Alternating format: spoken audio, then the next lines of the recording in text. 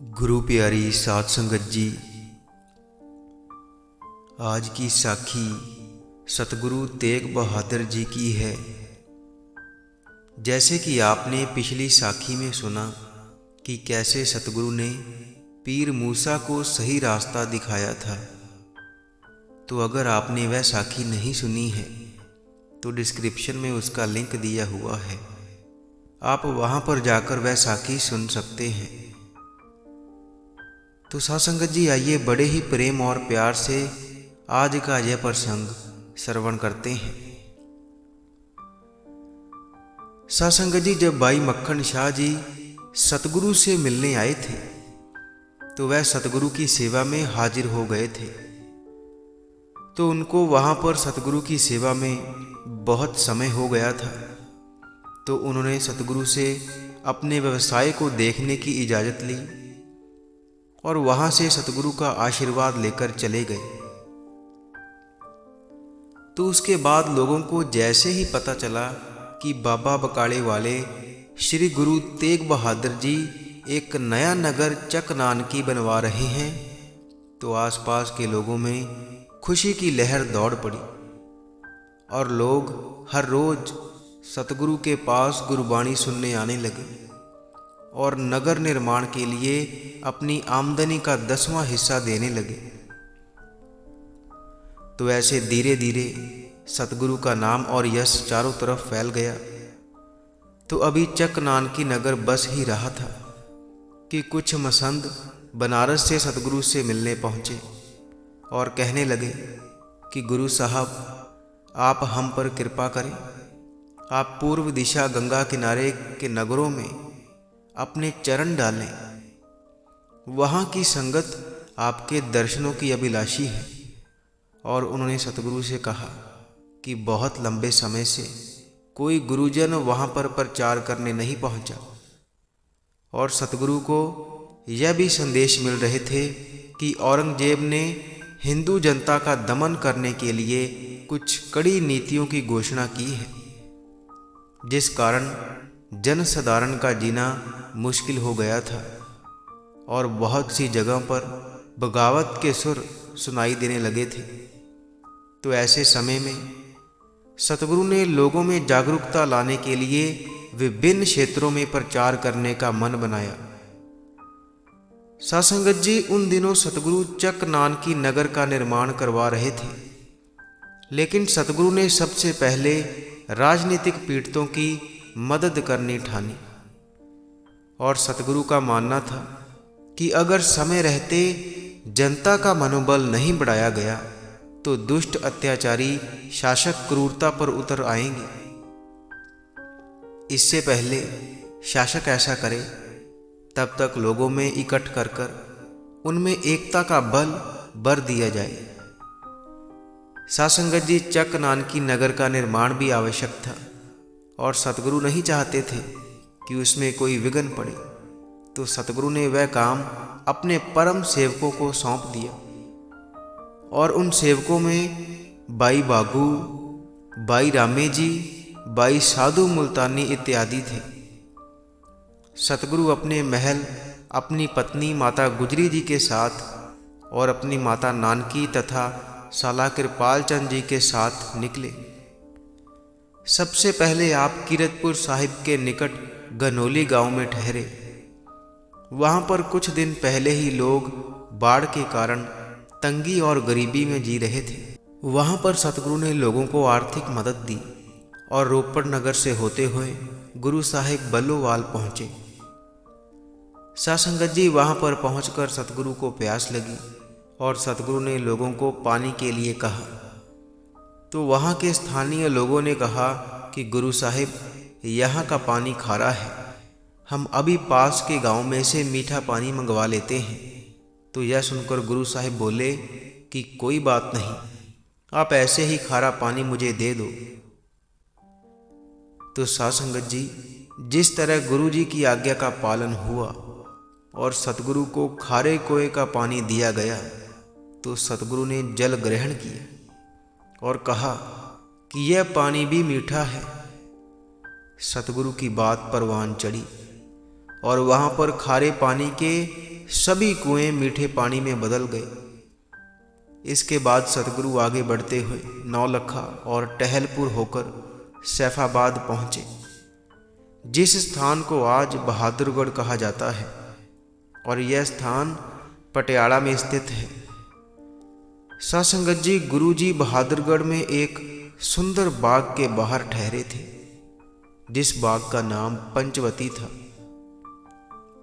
तो नवाब सैफ साहिब अपने महल से सतगुरु को वहां पर मिलने आया और सतगुरु से प्रार्थना कर बोला कि गुरु साहिब, कृपा कर आप हमारे महल में चलें, जिससे हमारे परिवार के लोग भी आपके दर्शन कर पाएं। वह नवाब इसलिए सतगुरु को अपने महल में बुलाना चाहता था कि बुर्के या पर्दे में रहने वाली स्त्रियां भी सतगुरु के दर्शन कर पाएं। तो गुरुजी ने नवाब सैफ खान की प्रार्थना स्वीकार की और नवाब के कहने पर उसके महल में ठहरे। तो उसके महल के सामने ही एक सुंदर मस्जिद थी।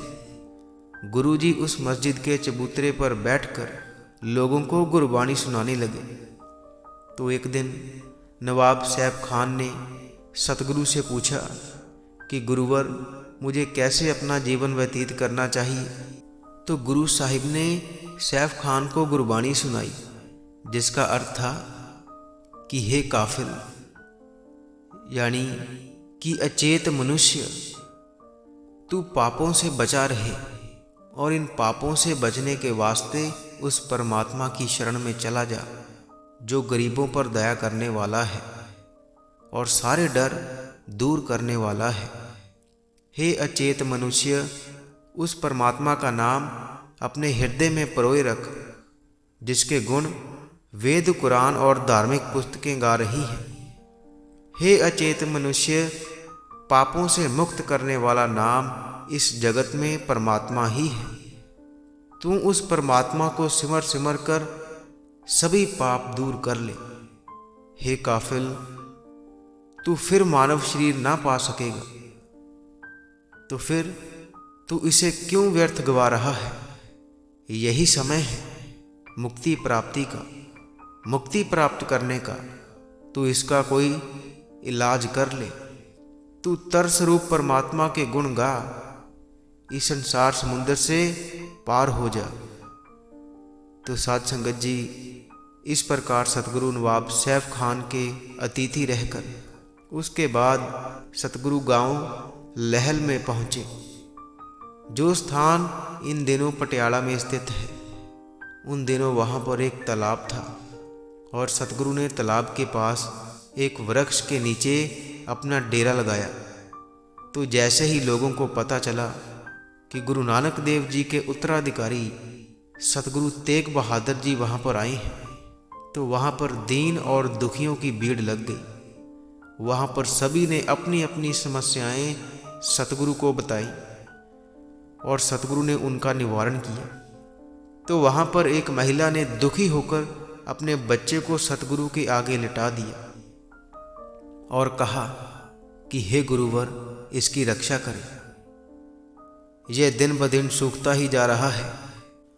और उसने कहा कि सतगुरु, पहले ही इस बीमारी से इस गांव में बहुत सारे बच्चे मारे जा चुके हैं और यह मृत्यु के नज़दीक है, परंतु इस रोग का कोई उपचार नहीं।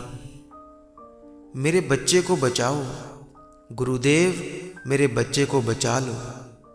तो सतगुरु ने माँ की पुकार सुनी और उस बच्चे को पास के तालाब में स्नान करवाया और उसके बाद बच्चा बिल्कुल ठीक हो गया। आज उस स्थान पर गुरुद्वारा दुख निवारण साहिब है, जो पटियाला शहर में स्थित है।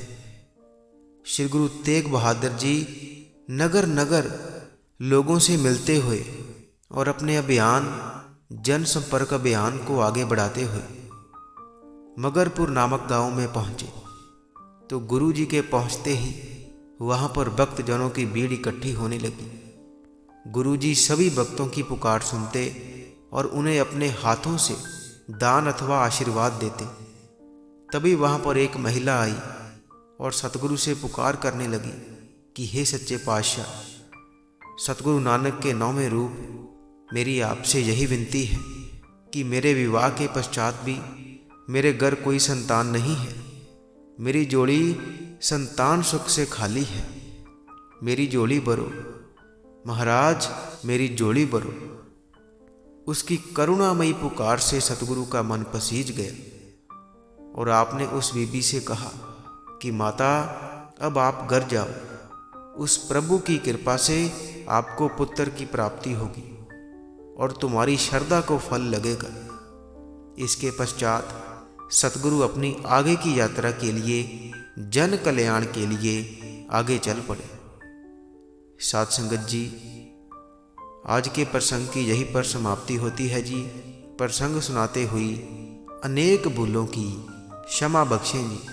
साध संगत जी, इसी के साथ हम आपसे इजाज़त लेते हैं।